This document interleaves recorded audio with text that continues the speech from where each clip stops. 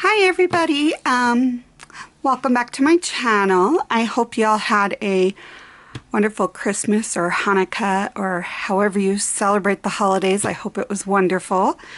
I'm going to start a new series and it's going to be Sewing 101 on sewing paper and stuff on your sewing machine. I've been reading a lot on Facebook groups of people not knowing how to, how do you sew on the sewing machine I just got for Christmas. So I'm going to teach you.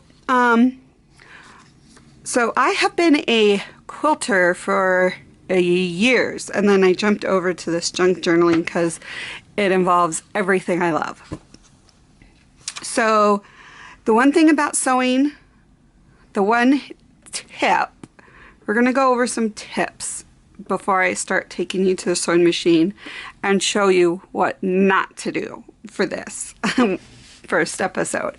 So what I do as my first tip, so every sewing machine has different type of stitches, and they all start with different lengths, and they all start basically with the same type of length of your stitch because it's meant for fabric. So you have to switch that. And your tension is always going to be a tad, your tension is set for fabric, so you might have to play with your tension, which I'll do on another video. So right now, this is just a helpful tip that I do. The two sewing machines I have, they are both different, and so I use this for both. So basically, I made myself a cheat sheet. I have my straight stitch, zigzag, which is basic. These are basic, and every sewing machine has these two. So I put down what numbers they were, so I knew. And then these are all different.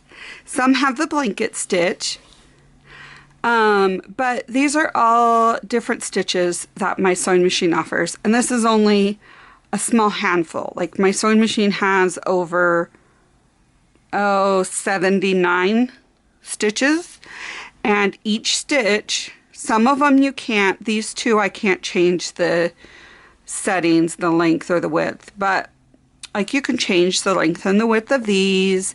And so this is on cardstock, and so most of the time and I did it this way because most of the time when I do it, I am either sewing on cardstock or fabric that is backed on cardstock or paper or whatever, and book page, which is pretty thin, kind of like copy paper, and some book pages are. So I did this to see how certain stitches would look, and I write it down of what the lengths were so I'll remember. That way, if I'm sewing something, I can go, oh wait, I want and I'll pull it out and I go, oh, I think this tag, the way it looks, would look better with this kind of stitch over just a plain straight or zigzag. So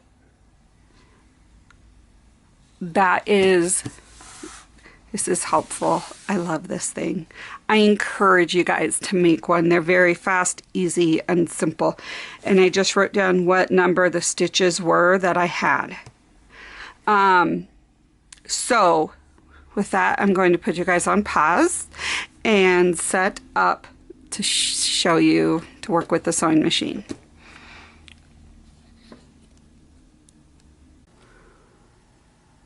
Okay, now we have you set back at my sewing machine. So my sewing machine is a Elna.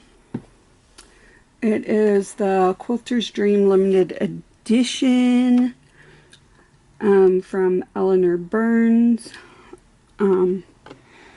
So what we're going to do is, this is just copy paper, and I just turned on my machine. I haven't played with any stitches, and I'm going to show you what it does because these sewing machines are set up. Oh my foot pedal got moved. Sewing machines are set up to be the stitch length that is needed for fabric. So, and this is what's going to happen. You sew,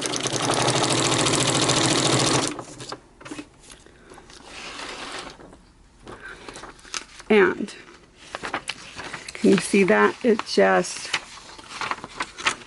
instantly, I mean, if something were to happen and you pulled on that, I mean, it just rips right through it. Not good. You don't want that. Could you imagine doing that on a beautiful, like, envelope or a journal card that you created that's gorgeous, and then you wind up with a big old hole? I mean, not the greatest thing in the world. So, you have to remember to switch your stitch length, or else you're going to get a hole in it. That is a don't do. Don't leave your, turn it on and start sewing. You have to switch your stitch length. So you can play with the stitch length if you want. Let's say, so mine has, let me see if I can move you guys so you can see this up here. So, sorry, it's probably a little off angle-wise. I hope this isn't sideways. I'm kind of holding my tripod awkwardly so you guys can see. So this is how mine is. So if I want to extend my stitch length, I'm just going to move this. And then that number is going to change. And so let's try it at 33. Well, that's a 3. So we're going to try it at 3. And this is the key. Just play with it.